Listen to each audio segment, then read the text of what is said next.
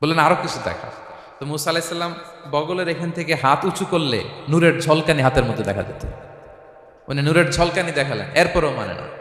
এরকম একটার পর একটা আল্লাহ নবী মুসা আলাইসাল্লাম মুআজিজা দেখাতে লাগলেন, কিন্তু ফেরাউন মানে না। শুধু মানে না এতটুকুই না, সবশেষে আল্লাহ নবী মুসা আলাইসাল্লামকে অ্যাসাসিনেশন, হত্যার পরিকল্পনা করলো তারা, যে বনি ইসরাইল মুসা এবং মুসার অনুসারী যারা আছে দুনিয়া থেকে সরাই দিতে হবে, ধরো মুসারে ধরো, মুসার অনুসারীদের ধরো।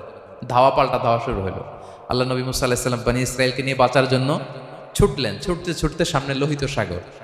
দেখেন, একে তো আল্লাহর বিধান মানে নাই, এরপরে একটার পর একটা মুআজিজা আসলো, সেটাও মানে নাই, এখন নবীরে হত্যার জন্য ছুটছে। কি মনে হয় সীমালঙ্ঘন হয়েছে? একটু একটু হয়েছে না অনেক? আল্লাহু আকবার। আল্লাহ বলেন ফাআগরাকনাল আখারিন, আমি মুসা এবং বনি ইসরাইলকে বাঁচাই দিলাম, ফেরাউন সহ তার দলবলকে সাগরে ডুবাই মারলাম। শুধু ডুবাই মারে নাই, আল্লাহ বলে ফাল ইয়াউমা নুনাজ্জিকা বিবাদানিকা লিতাকুনা লিমান খালফাকা আয়া। ফেরাউনকে লোহিত সাগরে তো ডুবিয়েছেই। আল্লাহ বলেন ফেরাউন, তোর অনুসারী যারা পৃথিবীতে থাকবে, তোর চালা চামুন্ডা যারা থাকবে, তোর খালাতো ভাই চাচাতো ভাই যারা দুনিয়াতে বেঁচে থাকবে, তাদের জন্য তোর লাশটারে আমি শুটকি বানিয়ে রাখলাম up to the day of judgment. কিয়ামত পর্যন্ত ফেরাউনের লাশটা মিশরের জাতীয় জাদুঘরে ড্রাই বডি হিসেবে আছে। আমি নিজে দেখে এসেছি, নিজ চোখে মমিফাইং করে শুটকি বানায় রাখছে। এভাবে পৃথিবীতে যতগুলো জাতিগোষ্ঠীকে আল্লাহ তাআলা আযাব দিয়ে ধ্বংস করেছে, তার কারণ হচ্ছে সীমালঙ্ঘন। তার কারণ কি? প্রিয় ভাইরা, আমরা যেন আমাদের লাইফস্টাইলের দিকে একটু খেয়াল করি, যে এই সীমালঙ্ঘনের কাতারে আমরা চলে আসলাম কিনা, আমাদেরকে খেয়াল রাখতে হবে। আল্লাহ তাআলা সীমালঙ্ঘনকারীকে পছন্দ করেন না। ইন্নাল্লাহা লা ইউহিব্বুল মুআতাদিন, তিনি সীমালঙ্ঘনকারীদেরকে পছন্দ করেন না। এমনকি রাসূলুল্লাহ সাল্লাল্লাহু আলাইহি ওয়াসাল্লামের বায়োগ্রাফি যদি আমরা খেয়াল করি, আমরা দেখব যে তিনি যখন যুদ্ধের জন্য অভিযান পরিচালনা করতেন, দল পাঠাতেন, সেনাবাহিনী পাঠাতেন, তখন তাদেরকে বলতেন খবরদার যুদ্ধের ময়দানে সীমালঙ্ঘন করো না, খবরদার। যুদ্ধে যদি কেউ হেরে যায়, বন্দীদের সাথে খারাপ আচরণ করো না। ওরা হেরে গেছে বন্দী, আপনি চাইলে তার কান কেটে দিতে পারবেন, নাক কেটে দিতে পারবেন, আকৃতি বিকৃতি করতে পারবেন না। বিষ্ণু ইসলাম বললেন খবরদার সীমালঙ্ঘন করো না। যেখানে যুদ্ধে গিয়েছো ওই এলাকার শিশুদেরকে মেরো না, ওই এলাকার নারীদেরকে মেরো না, ওই এলাকার পাদ্রীদের গায়ে হাত তোলো না। সন্ন্যাসীতে যারা ইবাদত করে ওদের তো দোষ নাই, সিভিলিয়ান নাগরিক, তাদের গায়ে হাত তোলো না, খবরদার। গবাদি পশুর গায়ে হাত তুলবে না, এগ্রিকালচারাল প্রোডাক্ট জ্বালিয়ে দিও না। সুবহানাল্লাহি বিহামদিহি, কি রহমতের নবী ছিলেন। সীমা লঙ্ঘন যেন না করে বিষ্ণু ইসলাম অভিযান প্রেরণের আগে তিনি স্পষ্ট বলে দিতেন খবরদার কেউ সীমা লঙ্ঘন করবে না। যারা তোমাদের বিরুদ্ধে অস্ত্র তুলেনি তাদের বিরুদ্ধে অস্ত্র তোলা যাবে না, কারণ ইন্নাল্লাহা লা ইউহিব্বুল মুআতাদিন, আল্লাহ তাআলা সীমা লঙ্ঘনকে পছন্দ করেন না। প্রিয় ভাইরা, তাহলে যে 7 শ্রেণীর ব্যক্তিকে আল্লাহ তাআলা পছন্দ করেন না, তার প্রথমটা আমরা জেনে গেলাম। তারা কারা? সীমা লঙ্ঘনকারী। আমি কিন্তু প্রায় এরকম জিজ্ঞেস করব এবং সব শেষে আপনাদেরকে নিয়ে রিভাইজ করব। তাহলে 1 নম্বরে আমরা পেলাম তারা কারা। মেহেরবানি করে সবাই বলবেন একসাথে, তারা কারা? তারা সীমা লঙ্ঘনকারী, তারা তাদের লিমিট ক্রস করে, তাদেরকে আল্লাহ তাআলা পছন্দ করে না। সো আমরা আমাদের লাইফের সাথে একটু মিলিয়ে নিই যে আমরা আমাদের কোনো ক্ষেত্রে সীমা লঙ্ঘন করি কিনা একটু খেয়াল করেন। আমার যে দায়িত্ব আছে আমি কি সীমা লঙ্ঘন করি কিনা? আমার স্ত্রী আমার দায়িত্বে, তার সাথে সীমা লঙ্ঘন করি কিনা? আমার ভাতিজি অনেকের আছে ইয়াতিম, তার বাবা মারা গেছে, তার সব সম্পত্তির দায়ভার আমার উপর দেয়া, আমি ওইখানে তাকে ঠিকঠাক মতো সব দেই কিনা, সীমালঙ্ঘন করি কিনা? হ্যাঁ, ক্ষমতা পেলে সীমালঙ্ঘন করি কিনা? কি মনে হয় আমরা ক্ষমতা পেলে সীমালঙ্ঘন করি কিনা? হ্যাঁ, করে হ্যাঁ, মানে যেইখানে ডাক্তার কাছে যাই বলে ডাক্তার সাহেব আমার এইখানে ফোড়া, সারা দেহের যেই কোনো জায়গায় ধরতে পারেন, এইখানে ধরেন না, তো এইখানে না ধরলে ভালো হবে? ফোড়া যেখানে, ট্রিটমেন্ট তো ওইখানে দিতে হবে, কি বলেন? রোগ যেখানে ওষুধও সীমালঙ্ঘন। দায়িত্ব পেলে আমরা সীমালঙ্ঘন করি।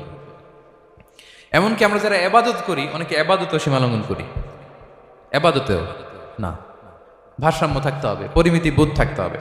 এবং মজার ব্যাপার হচ্ছে আল্লাহ তাআলা দোয়া এবং জিকিরের ক্ষেত্রে এই কথাটা উল্লেখ করেছেন যে তোমরা দোয়া জিকিরের ক্ষেত্রে সীমালঙ্ঘন করো না। আল্লাহ তাআলা বলেন উদউ রাব্বাকুম তাদাররুআ ওয়া খুফিয়া ইন্নাহু লা ইউহিব্বুল মুআতাদিন।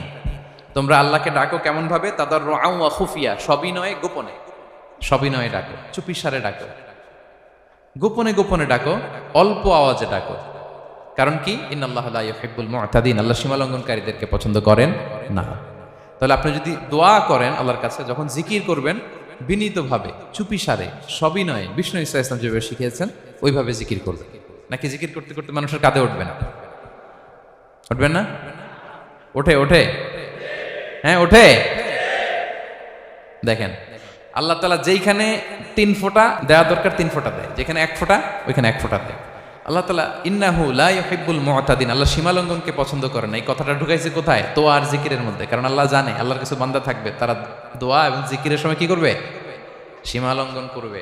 মাঝে মাঝে কিছু ভিডিও ক্লিপসে দেখা যায় জিকির করতে করতে আরেকজনের কাঁধের উপরে, যিনি জিকির পরিচালনা করতেছে তার মাথার উপরে।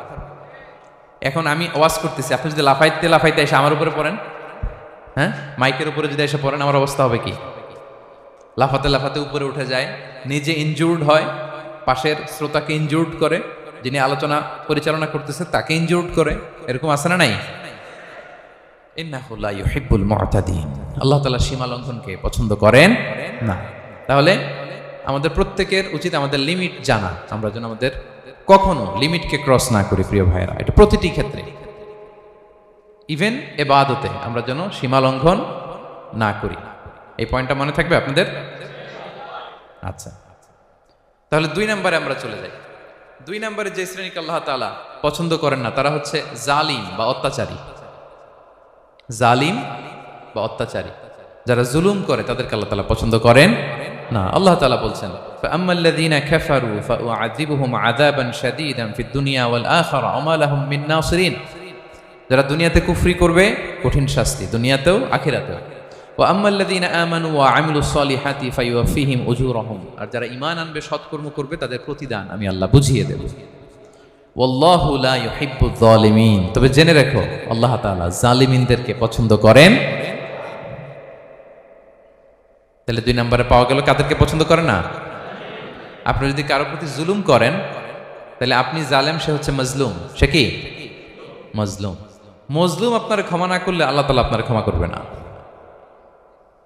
মজলুম যদি ক্ষমা না করে আল্লাহ তাআলা কঠিন কালো আপনাকে ক্ষমা করবে না।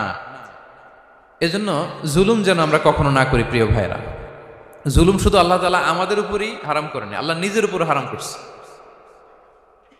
জুলুম শুধু আমাদের জন্যই হারাম না, আল্লাহর জন্য হারাম। আল্লাহ তাআলা বলেন হাদিসে কুদসিতে, ইয়া ইবাদি, হে আমার বান্দারা, ইন্নী হারামতু যুলমা আলা নাফসি, আমি জুলুমকে আমি আল্লাহ নিজের উপরে হারাম করেছি। ওয়া জাআলতুহু বাইনাকুম মুহাররামা, এবং এই জুলুমকে তোমাদের উপর হারাম করেছি। ফালা তাযালামু, তোমরা একে অপরের উপর জুলুম করো না। জুলুম শুধু আমাদের উপরই হারাম না, আল্লাহ নিজের উপর হারাম করেছেন। তাহলে জুলুমের সাথে কি মুমিনের কোনো সম্পর্ক থাকতে পারে? পারে না। এবং আল্লাহ তাআলা কখনো কোনো বান্দার উপর জুলুম করেন না। ওয়া আন্নাল্লাহা লাইসা বিযাল্লামিন লিল আবিদ, তিনি তার বান্দার উপর জুলুম করেন না। কোনোভাবেই যেন জুলুম না হয়ে যায়, এজন্য আল্লাহ তাআলা কিয়ামতের দিন মাওয়াজিনাল কিসত, ন্যায়ের মানদণ্ড তিনি প্রতিষ্ঠা করবেন, যাতে একটু ভুল না হয়ে যায়, জুলুম না হয়ে যায়। আমরা মাঝে মাঝে যে দোকান থেকে বস্তায় বস্তায় চাল নিয়ে আসি না, চাল দেখা যাবে যে 1 মণ চাল হয়তো সামান্য একটু কম হইতে পারে, সামান্য একটু বেশিও হইতে পারে, এরকম হয় না? দেখবেন যে দিছে 10 কেজি, বাসায় এসে দেখবেন যে 10 কেজির চেয়ে একটু বেশি, একটু সামান্য বেশি কয়েক গ্রাম, অথবা 10 কেজির চেয়ে সামান্য কয়েক গ্রাম কম, এরকম হয়ে যায় না? মানুষ তো আমরা, কি বলেন? কিন্তু আল্লাহর নিক্তি পাল্লায়, মিজানের পাল্লায় এরকম হবে নাকি? হবে? হবে? আল্লাহ বলে না, মাওয়াজিনাল কিসত, ন্যায়ের মানদণ্ড সেটা। ফামাইয়া আমাল মিসকালা যাররাতিন খায়রান ইয়ারা, যাররা পরিমাণ ভালো করেছো তো সেটাও ওজন দেয়া যায় ওই পাল্লায়। সুবহানাল্লাহ পড়বেন না? ওমাইয়া আমাল মিসকালা যাররাতিন শাররান ইয়ারা, অনুপরিমাণ খারাপ করেছো সেটাও ওজন দেয়া যায়। কারণ ওয়া আন্নাল্লাহা লাইসা বিযাল্লামিন লিল আবিদ, তিনি বান্দার উপর জুলুম করেন না। তিনি এমন পাল্লা দিয়েছে যাতে জুলুম না হয়। আমাদেরটাই ভুল হয়ে যেতে পারে, ওনারটাতে ভুল হলে চলবে না, কেউ জিতে যাবে, ঠকে যাবে, কি বলেন? জাররা কাকে বলে? জাররা, জাররা মানে এত ছোট জিনিস, এত ক্ষুদ্র জিনিস যেটা খালি চোখে দেখা যায় না। বাংলাদেশের উদাহরণ দিলে বুঝতে পারবেন ভালো। বাংলাদেশের শীতের সিজনের কথা মনে আছে আপনাদের? না মালয়েশিয়া এসে সব খাই ফেলাইছেন? হ্যাঁ, মালয়েশিয়া তো সারা বছর গরম, সারা বছর বৃষ্টি, শীত হয় না। তো বাংলাদেশের শীতের সিজনে টিনের ঘর যাদের থাকে, মনে আছে কিনা জানি না আপনাদের, ওই টিনের চালে যদি ছিদ্র থাকে, শীতের দিন টিনের চালে যদি ছিদ্র থাকে, তাহলে মাঝে মাঝে দেখবেন ওই চিকন ছিদ্রটা দিয়ে সূর্যের একটা আলো ঘরের ভিতরে ঢুকে। মনে পড়ে? টিনের চালে ছিদ্র, চিকন এই ছিদ্রটা দিয়ে সূর্যের একটা চিকন রশ্মি নিচে পড়ে। তো ওইটার কাছে গেলে দেখা যায় ওই আলোটার মধ্যে পাতলা কি কি যেন ধুলাবালি উঠতেছে। এটা আবার অন্য জায়গায় দেখা যায় না, এমনি দেখা যায় না, কিন্তু ওইটার কাছে গেলে দেখা যায় এই আলোটা যেই বরাবর আসছে, এইখানে কিছু ক্ষুদ্র ছোট ধূলিকণা, ডাস্ট ঘুরে বেড়ায়। আল্লাহ বলে এইটার নাম হচ্ছে যাররা। ফামান ইয়ামাল মিসকালা যাররাতিন খাইরান ইয়ারা। এই ডাস্ট উড়ে বেড়ানো ছোট্ট ধূলিকণা, যেটা খালি চোখে দেখা যায় না, এতটুকু ভালো যদি করো সেটাও সেই মিজানের পাল্লায় ওজন দেয়া যায়। এতটুকু খারাপও যদি করো সেটাও সেই মিজানের পাল্লায় ওজন দেয়া যায়। আল্লাহু আকবার। তিনি তার বান্দার উপর জুলুম করেন না। জুলুম তিনি নিজের উপর হারাম করেছেন, আমাদের জন্য কি করেছেন? হারাম করেছেন। এবং বিষ্ণু ইসলাম আরো ভয়ঙ্কর কথা বলেছেন। তিনি বলেছেন, মান যালামা কিদা শিবরিন মিনাল আরদি তুবিকাহু মিন সাবঈ আরাদিন। কেউ যদি জুলুম করে তার ভাইয়ের 1 বিঘত পরিমাণ জমিন খায়। 1 বিঘত চিনেন তো? এই যে আমার এই আঙ্গুল থেকে এই আঙ্গুলটা, এটা টান টান করলে যতটুকু জায়গা, এটা বলে 1 বিঘত। শিবের আরবিতে বলে শিবের। হ্যাঁ, মান যালামা কিদা শিবের। বিষ্ণু বলেন এই 1 শিবের 1 বিঘত জমি যদি কেউ অন্যায়ভাবে জুলুম করে তার ভাইয়ের কাছ থেকে খায়, কিয়ামতের দিন তুবিকা আলাইহি সাবউ আরাদিন, এই 7 জমিনকে আল্লাহ তাআলা তার ঘাড়ে চাপাবে। খা, এবার খা। অন্যের জমি খাওয়ার এত শখ ছিল, এবার 7 জমিন ঘাড়ে কর। কিয়ামতের ময়দানে আপনার দেহটার বিশাল আকৃতির করা হবে, এই 7 জমিনকে আপনার কাঁধে তুলে দেওয়া হবে। এজন্য আমরা অন্যের রাইটস, অধিকার যেন নষ্ট না করি, কারো উপর যেন জুলুম না করি, কোনোভাবেই না। আমরা নানাভাবে এই জুলুমটা করি। আমরা প্রায় দাদার সম্পত্তি থেকে ফুফুদেরকে বঞ্চিত করি, বাবার সম্পদ থেকে বোনদেরকে বঞ্চিত করি। হ্যাঁ, নিজের ভাই আরেক ভাইকে, আপন ভাই ভাইকে বঞ্চিত করে, জুলুম করে। এরকম দৃশ্যপট আমাদের সমাজে আছে না নাই বলেন তো? কিয়ামতের দিন আল্লাহর সুপ্রিম কোর্টের কাঠগড়ায় হিসেব দিতে হবে। আর এই জালিমদেরকে আল্লাহ তাআলা পছন্দ করেন না। এবং সবচেয়ে ভয়ঙ্কর ব্যাপার হচ্ছে, আপনি যখন কারোর উপর জুলুম করেন, ওই মাজলুম আর আল্লাহর মাঝখানে কোনো ফারাক থাকে না। আল্লাহ ওই ফারাকের পর্দা উঠায় নেয়। বিষ্ণু বলেন, ইত্তাকি দাওয়াতাল মাজলুম, তোমরা মজলুমের বদদোয়াকে ভয় করো, খবরদার। কারণ ফাইন্না লাইসা বাইনাহা ওয়া বাইনাল্লাহি হিজাব, তার আর আল্লাহর মাঝে কোনো পর্দা থাকে না। দোয়া করলেই ওটা আরশে যেয়ে কবুল হয়ে যায়। আল্লাহ তাআলার চারিপাশে অনেক পর্দা আছে। কেউ কেউ বলে 70,000 নূরের পর্দা। এই 70,000টা সহিহ হাদিস দ্বারা সাব্যস্ত না, কিন্তু অসংখ্য অগণিত পর্দা, এবং পর্দাও এটা নূরের পর্দা। আচ্ছা বলেন তো, জানলা দিয়ে বাইরের আলো ঠেকাতে আমরা দেয়ালে জানালায় কি লাগাই? পর্দা লাগাই। পর্দাটা কিসের তৈরি? মোটা কাপড়ের, যাতে করে ওই আলো না আসে। কিন্তু আল্লাহর চারদিকে যে পর্দা, ওই পর্দাটা কিসের? নূরের আলো। ওনার পর্দায় আলো দিয়ে তৈরি। সুবহানাল্লাহ বললেন না? বিষ্ণু বলেন, ইত্তাকি দাওয়াতাল মাজলুম, মজলুমের বদদোয়াকে ভয় করো। ফাইন্না লাইসা বাইনাহা ওয়া বাইনাল্লাহি হিজাব, কেউ যখন মজলুম হয়ে কেঁদে বদদোয়া করে, তার আর আল্লাহর মাঝে ওই পর্দা থাকে না। বদদোয়া করছে, ডাইরেক্ট কবুল। খবরদার আমার পেনাঙ্গের ভাইয়েরা, আমরা যেন জালিম না হই। In it's any form, operation in it's any form, যেই কোনো ভাবে, যেই কোনো ক্ষেত্রে, যেই কোনো ধরনের হইতে পারে জুলুম। কাউকে আপনি ছোট্ট কোনো কাজে ঠকালেন, বন্টন নীতিতে ঠকালেন, হ্যাঁ, জমি মেরে দিয়ে ঠকালেন, আমানত মেরে দিয়ে ঠকালেন, ইন ইটস এনি ফর্ম যদি জুলুম করে থাকেন, খবরদার। মজলুমের কান্না কখনো বৃথা যায় না। মজলুমের কান্না কখনো বৃথা যায় না। জীবনের কোনো না কোনো সময়ে এর প্রায়শ্চিত্ত আপনাকে করতে হবে। জীবনের কোনো না কোনো সময়ে এর প্রায়শ্চিত্ত করে আপনাকে মরতে হবে। তাহলে কোনো বিশ্বাসী কি জালিম হতে পারে? কারণ ইন্নাল্লাহা লা ইউহিব্বুল যালিমিন, আল্লাহ তাআলা জালিমদেরকে পছন্দ করেন না। তাহলে জুলুমের সাথে আমাদের কোনো সম্পর্ক আছে? হ্যাঁ, কোনো সম্পর্ক আছে। তাহলে 2 শ্রেণীর ব্যক্তির কথা আমরা জানলাম যাদেরকে আল্লাহ পছন্দ করেন না। 1 নাম্বার, প্রথমটা কি ছিল? সীমা লঙ্ঘনকারী, লিমিট যে ক্রস করে, ইন্নাল্লাহা লা ইউহিব্বুল মুআতাদিন। 2 নাম্বারে কি জানলাম? হ্যাঁ, জালিম, অত্যাচারী, অপ্রেসর। অপ্রয়োজনকে আল্লাহ তাআলা পছন্দ করে না। তাহলে এই দুইটারে আমরা নো বলে দিলাম আজকের এই কনফারেন্স রুমে। আওয়াজ করে বলেন তো সবাই নো। এই লিমিট ক্রস আর জুলুম নো, চলে গেছে, খালাস। এবার 3 নম্বরে দেখি আল্লাহ কাদেরকে পছন্দ করেন না। 3 নম্বরে আল্লাহ তাআলা অহংকারী দাম্ভিক লোককে পছন্দ করেন না। অহংকারী, আমাদের তো অহংকার টহংকার নাই না? আছে? অহংকার আছে? কিসের অহংকার বলেন? টাকার, আর ক্ষমতার, আর সৌন্দর্যের, আর হ্যাঁ পাওয়ার, সোশ্যাল পাওয়ার। এই যে অহংকার, অহংকারের খাঁচা থেকে মুক্ত রাখো আমাদেরকে তুমি প্রভু হয়ে, পড়েন আমিন। এটা একটা ভয়ঙ্কর খাঁচা। আচ্ছা, অহংকার করার আমাদের আছে কি বলেন তো? কিছুই নেই। আল্লাহ বলে ওয়া খুলিকাল ইনসানু দাঈফা, তোমাদেরকে আমি দুর্বল করে তৈরি করছি। আমরা দুর্বল, শুধু দুর্বল না, দুর্বলের ঘরের দুর্বল। আমার বাপ ছিল দুর্বল, আমার দাদা ছিল দুর্বল, আমরা 14 গোষ্ঠী কি? হাল আতা আলাল ইনসানি হিনুম মিনাদ দাহরি লাম ইয়াকুন শাইআম মাযকুরা। আল্লাহ বলেন একটা সময় ছিল উল্লেখ করার মতো তোমার কিছুই ছিল না। আজকে তো এত লম্বা চড়া মানুষ, আমরা কিছুই ছিলাম না। আমার বর্তমানে বয়স চলে 36, 37। তা আজ থেকে 37 বছর আগে আমি কি ছিলাম? আমার অস্তিত্বই ছিল না, আমার কোনো নাম ছিল না, আমার কোনো গ্রাম ছিল না, আমার কোনো অ্যাড্রেস ছিল না, আমার কোনো পরিচিতি ছিল না। আজ থেকে আরো 37 বছর পরে একটু খেয়াল করেন তো, এখন তো 37, আরো 37 ধরেন বাঁচলাম। এরপরে আমি দুনিয়া, দুনিয়া থাকবে কিন্তু আমি নাই। আজকে কার জন্য আটকে আছে দুনিয়ার কাজ বলেন তো? আপনার দাদার জন্য, আপনার নানার জন্য। তো আপনাকে লাগে কেন? আপনাকে লাগে? লাগে না তো আমাকে। আমি দুনিয়া, একদিন কিছুই ছিলাম না। আল্লাহ বলেন হাল আতা আলাল ইনসানি হিনুম মিনাদ দাহরি লাম ইয়াকুন শাইআম মাযকুরা। তুমি কিছু ছিলা, একটা সময় কিছুই ছিলা না, উল্লেখ করার মতো তুমি কিছুই ছিলা না। অস্তিত্বহীনের জগৎ থেকে তোমাকে আমি অস্তিত্ব আনলাম। তোমার বাবার পৃষ্ঠদেশ থেকে তোমার মায়ের গর্ভাশয়ে আমি তোমাকে ফেললাম। সেখানে আমি আল্লাহ তোমাকে একটু একটু করে তিলে তিলে বড় করলাম। 9 মাস 10 মাস পরে মায়ের পেট থেকে দুনিয়াতে তুমি আসলে। দেখেন তো দুনিয়ায় আসার পরে আমাদের অবস্থাটা কি? কাপড় নাই, চোপন নাই, এভাবে চলে আসছি।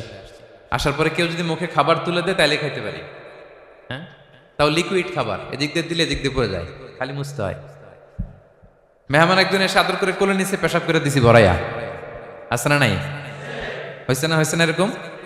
আদর করে একটা কোলে নিছেন, এখনই না ডায়াপার আসছে মিয়া। আজ থেকে 10 বছর আগে এগুলো ছিল নাকি? প্যাম্পাস ডায়াপার ছিল, এই কাঁথা টাতা নিয়ে কোলে নেওয়া লাগতো, এরপরে দিছে ওদিক দিয়ে, জামা টামা ভিজে শেষ। ইভেন রাসূল সাল্লাল্লাহু আলাইহি ওয়াসাল্লামের কোলেও এরকম বাচ্চারা পেশাব করে দিছে, এরকম হাদিস আছে। আদর করে মায়েরা বাবারা আসলেই তো তার বাচ্চাকে রাসূল সাল্লাল্লাহু আলাইহি ওয়াসাল্লাম কোলে দিতেন, পেশাব করে দিতেন। তো কার কোলে উঠছে এটাও জানি না, পেশাব করে ভরাই দিচ্ছে। পেশাব পায়খানা করে সয়লাভ। লিকুইড দিলে খেতে পারি, শক্ত কিছু খেতে পারি না। এই তো আমি, এই তো আমার ক্ষমতা। একজন যে বললেন ক্ষমতার অহংকার, এই তো ক্ষমতাটা তো এতটুকু। এরপরে যখন জোয়ান হয়েছে, এখন তো জোয়ান, এখানে একটা ভূমিকম্প হইলে কি অবস্থা হবে বলেন তো জোয়ানদের? হ্যাঁ, কাঁপতে কাঁপতে সব শেষ। একটা ভূমিকম্প, একটা তুফান হলে ওটার বিরুদ্ধে দাঁড়াতে পারি না। একটা তুফান, রাস্তায় টায়ার পাংচার হলে লাফ দিয়ে উঠি।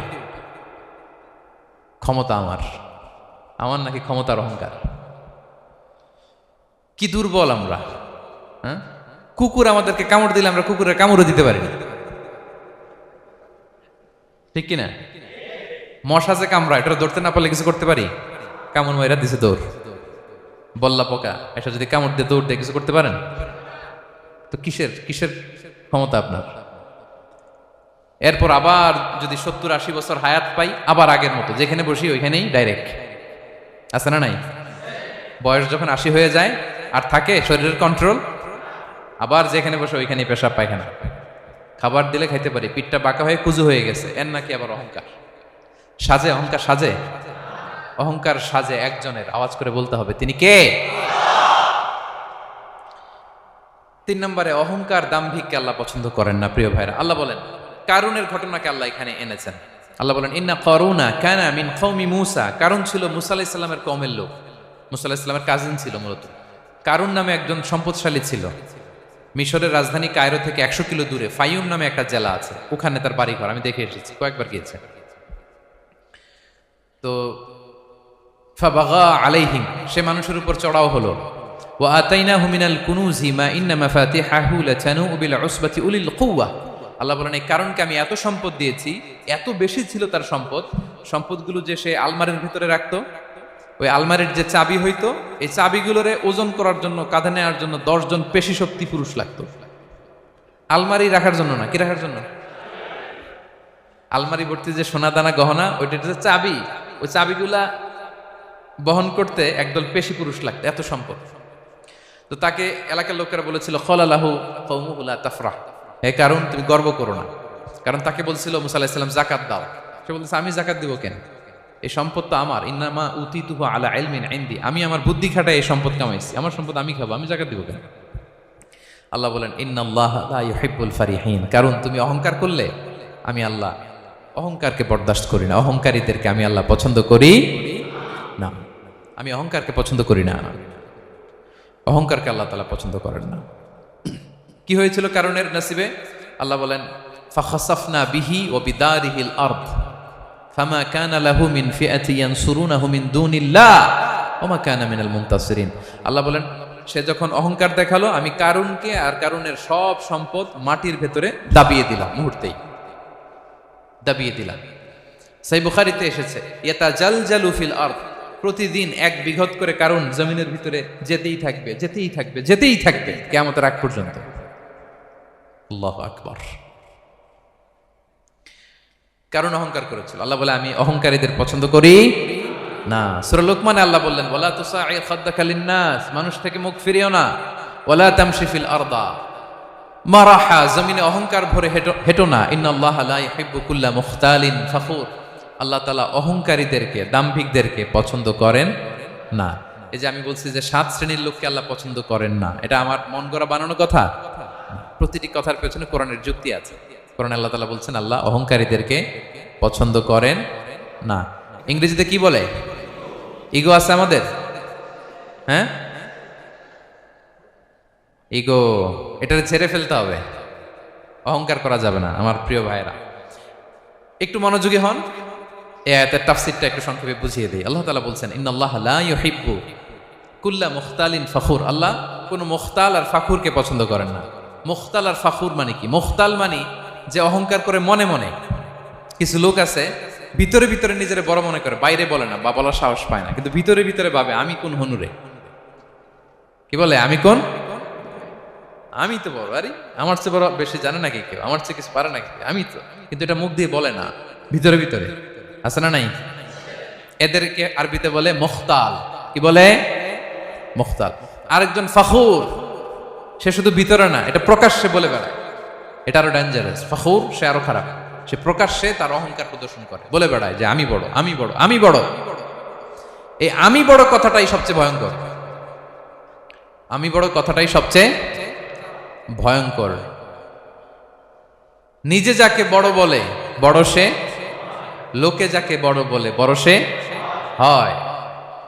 আমার প্রিয় পেনাঙ্গের ভাইয়েরা, নিজেকে বড় মনে করা এটা শয়তানের স্বভাব। কার স্বভাব? বিনয়ী হওয়া এটা নবীদের স্বভাব। আল্লাহ তাআলা ফেরেশতাদেরকে বলেছিলেন উসজুদু লি আদম, তোমরা আদমকে সিজদা দাও। ফাসাজাদাল মালাইকা কুল্লুহুম, সবাই সিজদা দিল ইল্লা ইবলিস, কে ছাড়া? ইবলিস ছাড়া। সে নিজেকে বড় মনে করেছিল, শয়তান। কিভাবে? সে লজিক খাটাইলো আল্লাহর সাথে। সে লজিক দিয়ে আল্লাহর বলে আল্লাহ ক্বালা আনা খায়রুম মিনহু, আল্লাহ আমি কেন সিজদা দেব, আমি তো আদমের চেয়ে শ্রেষ্ঠ, আমি বড়। আল্লাহ বলতেছে তুমি বড়, কেমনে বড়? শয়তান বলে খলাকতানি মিন নার, আপনি আমারে বানাইছেন কি দিয়ে? আগুন দিয়ে। ওয়া খলাকতাহু মিন তিন, আর আদমকে বানিয়েছেন মাটি দিয়ে। কি দিয়ে? মাটি দিয়ে। আগুনের ধর্ম দাউ দাউ করে উপরের দিকে কি করে? ওঠে, আর মাটি ঢিলা রেখে দিলে নিচে পড়ে যায়। তো সে যুক্তি দিয়ে বলতেছে আল্লাহ ঊর্ধ্বগামী কোনো জিনিস তো নিম্নগামী কোনো জিনিসের কাছে মাথা নোয়াতে পারে? যুক্তি, মনে রাখবেন যুক্তি সব জায়গায় খাটে। আপনার অফিসের যে বস, মালয়েশিয়ান ভাষায় বসরে কি বলেন আপনারা? ওকে, তোকে, এই আপনার তোকের সামনে যে আপনি লজিক খাটাইলে হবে? বস যেটা বলে ওইটাই ফাইনাল। তো আল্লাহ তাআলা আদেশ করেছিলেন সেজদা করার, সে সেজদা করলেই ভালো করতো, কিন্তু সে যুক্তি দিল আল্লাহ আমি শ্রেষ্ঠ, তাকে বানাইছেন মাটি দিয়ে, আমারে বানাইছেন আগুন দিয়ে, আমি কেন মাথা নত, আমি বড়। আমি বড় বলার সাথে সাথে দৃশ্যপট পাল্টায় গেল। আল্লাহ বলে বের হ, ফখরুজ, বের হ, তুমি অভিশপ্ত, তুমি লানত প্রাপ্ত, তোমার স্থান হবে জাহান্নাম। তুমি নিজেকে বড় মনে করেছো, তাইলে বড় মনে করা এটা শয়তানের স্বভাব। কার স্বভাব? তা আমরা নিজেকে বড় মনে করব কখনো? আরো জোরে বলেন, করব? বিষ্ণু ইসা ইসলাম নিজে নিজে ছোট থাকতে চাইতেন। তিনি দোয়ায় বলতেন আল্লাহুম্মা জাআলনি ফি আইনি সাগীরা ওয়া ফি আ'য়ুনিন নাসি কাবীরা। আল্লাহ আমার চোখে আপনি আমারে ছোট বানান, আল্লাহ মানুষের চোখে আপনি আমারে বড় বানান। বিশ্বনবী নিজের চোখে নিজে ছোট থাকতেন, কিন্তু গোটা বিশ্বের মানুষের চোখে বড় হয়েছেন না? কত বড়? রাফা'না লাকা যিকরাক। আল্লাহ বলে আমি যেখানে অতটুক পর্যন্ত উঠাইছি আপনারে। কোন নবীর নিচে উপরে? কথা বলেন, কোন নবীকে শেষ পর্যন্ত উঠাইছে? সুবহানাল্লাহ। নবী হে আমি যদ্দূর আপনার উঠাইছি অদ্দূর, ওই পর্যন্ত নিয়ে গেছে সাক্ষাতের জন্য। সুবহানাল্লাহ। প্রত্যেক নামাজে বিশ্বনবীর উপর দুরূদ আছে না নাই? কিয়ামত পর্যন্ত বিশ্বনবীর প্রতি ভালোবাসা আমাদের পক্ষ থেকে আছে না নাই? আছে। আল্লাহ তাআলা ওনাকে বড় করেছেন। এজন্য নিজের চোখে আমরা নিজের ছোট থাকবো। আপনি যদি বড় হন এটা মানুষ বলবে। কে বলবে? নাকি আপনিই বলবেন? বলা যাবে না। এবং বিষ্ণু ইসলাম কিছু টেকনিক আমাদের শিখিয়েছেন, কিছু টেকনিক আমাদের জানিয়েছেন, এই কাজ করলে তোমরা অহংকার থেকে মুক্ত থাকতে পারবে। এর মধ্যে একটা হচ্ছে আগে আগে সালাম দেওয়া। তিনি বলেন আল বাদিউ বিস সালামি বারিউম মিনাল কিবর, যে আগে আগে সালাম দেয় তার হৃদয় থেকে আল্লাহ অহংকার তুলে নেয়। আগে সালাম দিয়ে পারবেন? ফোন করলেই আগে কি বলবেন? বাসায় ঢুকেই আগে কি বলবেন? স্ত্রীকে আগে সালাম দিবেন, বন্ধুকে আগে সালাম দিবেন, বাসার কাজের লোকটাকে আগে সালাম দিবেন, আপনার ড্রাইভারকে আগে সালাম দিবেন, বাসার দারোয়ানটারে আগে সালাম দিবেন। ফকির একটা আসলে আপনি সালাম দিয়ে ফেলবেন। পারবেন? হৃদয় থেকে অহংকার ফেলে দিবে কে? আগে আগে আমরা সালাম দিব। এবং তার চেয়ে ভয়ঙ্কর কথা হচ্ছে বিষ্ণু ইসলাম বলেন যে লা ইয়াদখুলুল জান্নাতা মান কানা ফি কলবিহি মিসকালু হাব্বাতি খারদাল মিন কিবর, যার হৃদয়ে সরিষার দানা পরিমাণ অহংকার থাকে, ওই ব্যক্তি কশিনকালেও আল্লাহর জান্নাতে প্রবেশ করার সুযোগ পাবে না। কশিনকালেও পাবে না। এর কারণ অহংকার আল্লাহর চাদর। অহংকার কার চাদর? আল কিবরিয়া উরিদাই ওয়াল আযামাতু ইজারি। আল্লাহ বলে অহংকার আমার চাদর, বড়ত্ব আমার লুঙ্গি, যে এগুলো ধরে টান দেয় তারে আমি জাহান্নামে নিক্ষেপ করব। ফালা উবালি, আই ডোন্ট কেয়ার, আমি ওদিকে কেয়ার করি না, আমি তারে জাহান্নামে ফেলব। সো অহংকার আমাদের সাজে না। আমি শুরুতেই তো বললাম আমাদের লাইফ সার্কেলটা একটু দেখাইলাম না যে ছিলাম কই, অস্তিত্বহীন থেকে দয়া করে মায়া করে তিনি আমাকে অস্তিত্বে এনেছেন। কত ছোট্ট, কত ক্ষুদ্র, কত নগণ্য, কত দুর্বল ছিলাম আমরা। আবার যৌবনের একটা পিরিয়ড কাটিয়ে, যৌবনের সময় তো কতটা দুর্বলতা বললাম, আবার সে দুর্বল, মানে দুর্বল থেকে দুর্বল। এই হচ্ছে আমাদের লাইফ স্টোরি, লাইফ হিস্ট্রি। তাহলে অহংকার আমাদের সাজে। অহংকার তার সাজে যার কোনো ক্ষয় নাই, যার কোনো লয় নাই, যার কোনো অভাব নাই। হ্যাঁ, গোটা বিশ্ব তার মুখাপেক্ষী, তিনি কারো মুখাপেক্ষী না, ঠিক কিনা? গোটা বিশ্ব তার কাছে ঠেকা, তিনি কারো কাছে ঠেকা না, ঠিক কিনা? গোটা বিশ্ব তাদের সার্ভাইভালের জন্য তার প্রতি মুখ থুবড়ে পড়ে থাকে, তিনি কারোর জন্য বসে থাকা লাগে। অহংকার সাজে তার। আর এই আল্লাহর অহংকারের চাদর ধরে যে টান দেয়, আল্লাহ বলে ওরা আমি জাহান্নামে ফেলবো, আর তাদেরকে আমি পছন্দ করি না। আল্লাহ তাআলা অহংকারীদেরকে পছন্দ করেন না। তাহলে অহংকারকেও আমরা না বলে দিব, নো বলবো, নো। আওয়াজ করে বলেন নো। শুধু মুখে মুখে নো নাকি অন্তর থেকে? এই তো আজকের দিওয়ান কুলিয়ার বাইরে ফেলে দিছে আমরা অহংকার। কি বলেন পেনাঙ্গের ভাইরা? আর অহংকার করব? আপনি বিনয়ী হন। মান তাওয়াদা তারাফা, বিষ্ণুই বলেন যে নিচু হয় আল্লাহ ওরা টাইনা উঁচু করে। আপনি বিনয়ী হবেন, আল্লাহ আপনার উঁচু করবে। আর আপনি উঠতে চাবেন, এক থাপ্পড় মেরে জমিনে আল্লাহ মিশাই দিবে। এজন্য বড়ত্ব, দাম্ভিকতা এটা আল্লাহর পোশাক, আমরা যেন তার পোশাক ধরে টান না দেই। এই পয়েন্টটা কি সবার কাছে ক্লিয়ার? আচ্ছা, কয়টা গেল? এক নম্বরে কি ছিল? হ্যাঁ, সীমা লঙ্ঘনকারীকে আল্লাহ তাআলা পছন্দ করেন না। 2 নাম্বার, এই তো মনে রাখছেন, মাশাআল্লাহ, অনেক এনার্জেটিক অডিয়েন্স, খেয়াল রাখছে। আর শুরুতে বলছিলাম তো, মনে রেখে দিছে এজন্য যে ধরবে তো মাঝখানে। আচ্ছা, জালিমকে আল্লাহ পছন্দ করেন না। এইমাত্র যেটা বললাম 3 নাম্বার, অহংকারী ব্যক্তিকে আল্লাহ পছন্দ করেন না। 4 নাম্বার হচ্ছে অপচয়কারী বা অপব্যয়কারী। অপচয়কারী বা অপব্যয়কারী, এই শ্রেণীর ব্যক্তিকে আল্লাহ তাআলা পছন্দ করেন। আল্লাহ বলেন, কুলু ওয়াশরাবু ওয়ালা তুসরিফু, তোমরা খাও পান করো, কিন্তু ওয়ালা তুসরিফু, তোমরা অপব্যয় করো না। ইন্নাহু লা ইউহিব্বুল মুসরিফিন, আল্লাহ তাআলা অপব্যয়কারীকে পছন্দ করেন না। অপচয়, প্রয়োজন নাই তারপরও খরচ, অপ্রয়োজনীয় খরচ, এটা আল্লাহ পছন্দ করেন না। ইভেন কি দানের ক্ষেত্রেও, আপনি যে দান করবেন, এখানেও ভারসাম্যপূর্ণ দানের কথা বলা হয়েছে। আল্লাহ বলছেন, ওয়াল্লাযীনা ইযা আনফাকু লাম ইউসরিফু ওয়া লাম ইয়াকতুরু ওয়া কানা বাইনা যালিকা কাওয়ামা, যারা দান করে, দানের ক্ষেত্রে কৃপণতাও করেন, আবার সব দিয়ে দেন। যেমন আপনার ছেলের স্কুলের বেতন দিতে হবে, ফ্যামিলির খরচ আছে, এটা আছে সেটা আছে, কিন্তু আপনি বেতনে সব দিয়ে দিলেন একজনকে, তো আপনি চলবেন কেমনে? দেয়া যাবে না, ভারসাম্যপূর্ণ হয় নাই, ভারসাম্যপূর্ণ হইতে হবে। তাহলে অপচয়টা আল্লাহ তাআলা পছন্দ করেন না। এবং বিষ্ণু সাল্লাল্লাহু আলাইহি ওয়াসাল্লাম বলেছেন, কুলু ওয়াশরাবু, খাও পান করো, ওয়া তাসাদ্দাকু, দান করো, ওয়ালবাসু, যা মনে চায় পরিধান করো। ভালো পোশাক পরিধান করে আপনি আল্লাহর শুকর করবেন, কোনো অসুবিধা নেই, কিন্তু শর্ত হচ্ছে মা লাম ইউখালিতুহু ইসরাফ, এটার মধ্যে কোনো ধরনের অপচয়, অপব্যয় থাকতে পারবে, আও মাখিলা, অথবা বড়ত্ব থাকতে পারবে না। তাহলে 4 নম্বরে আমরা জানলাম যে অপচয়কারীকে আল্লাহ তাআলা পছন্দ করেন না। শুধু এখানেই শেষ না, আল্লাহ তাআলা অপচয়কারীকে শয়তানের ভাইয়ের সাথে তুলনা করেছেন। কার ভাই? আল্লাহ বলেন, ওয়ালা তুবাযযির তাবযীরা, তোমরা অপচয় করো না, কারণ ইন্নাল মুবাযযিরিনা কানু ইখওয়ানাশ শায়াতিন, অপচয়কারী কার ভাই? ওয়া কানা শাইতানু লিরাব্বিহি কাফুরা, শয়তান তার প্রভুর ব্যাপারে অকৃতজ্ঞ।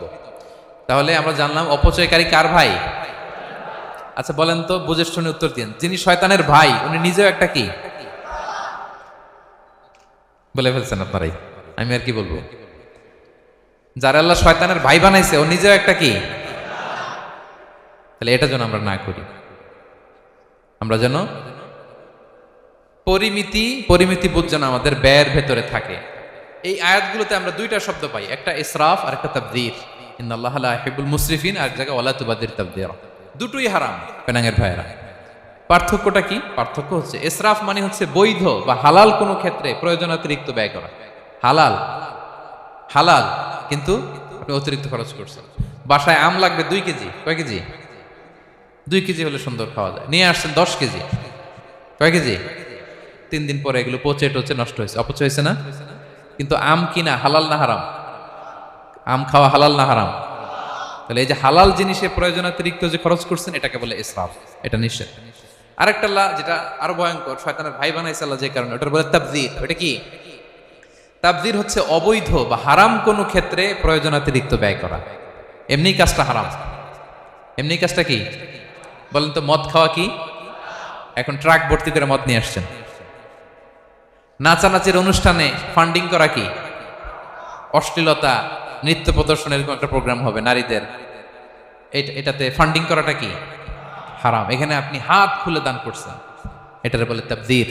তাহলে ইসরাফও হারাম, তাবযীরও হারাম। 2টার মধ্যে বেশি হারাম হচ্ছে তাবযীর, যে তাবযীরের কারণে আল্লাহ তাআলা তাকে শয়তানের ভাই বলেছেন। তাহলে অপচয়ের সাথে আমাদের কোনো সম্পর্ক, আমরা একটু গলা ফাটিয়ে অপচয়কে নো বলে দিব। আওয়াজ করে বলেন নো।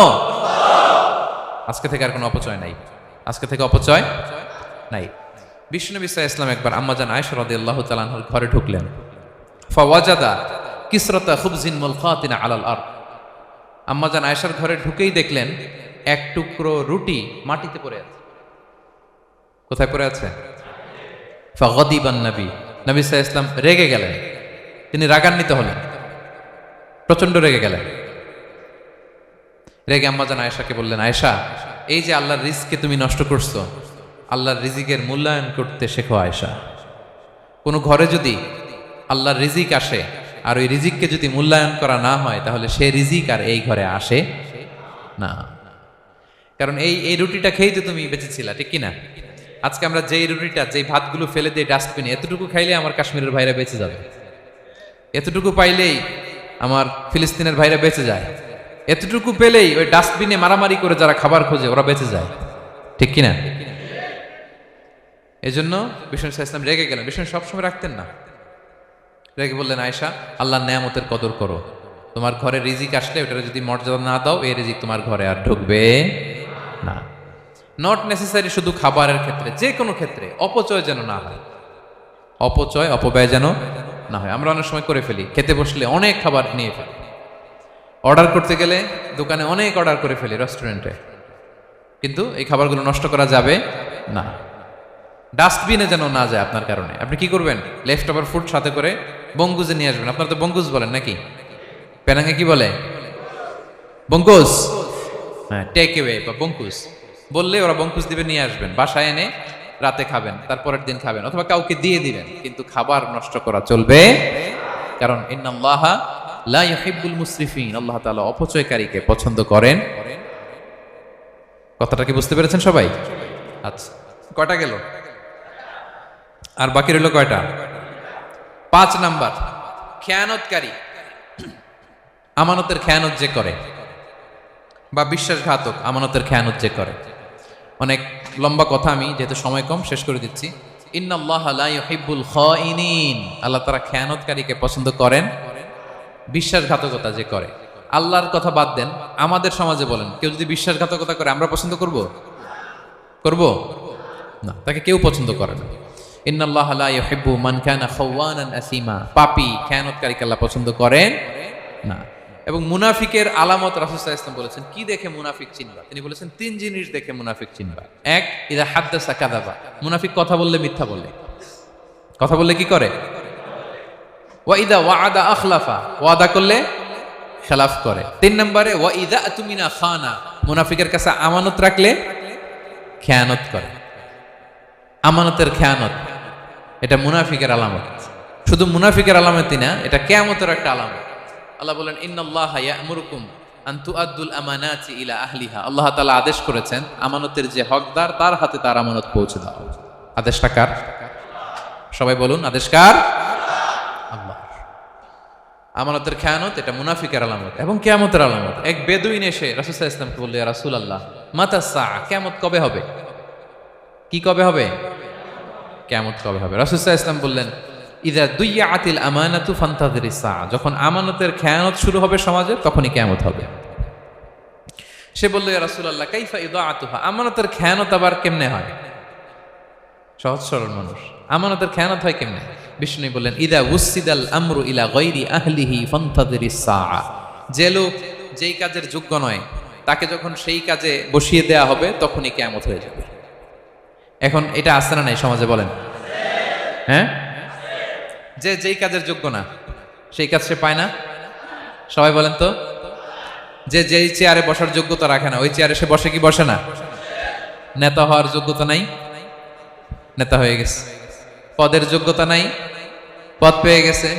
চাকরির যোগ্যতা নাই, ওই যে উপর থেকে ফোন আসছে, ফোনের ঠেলায় চাকরি হয়ে গেছে।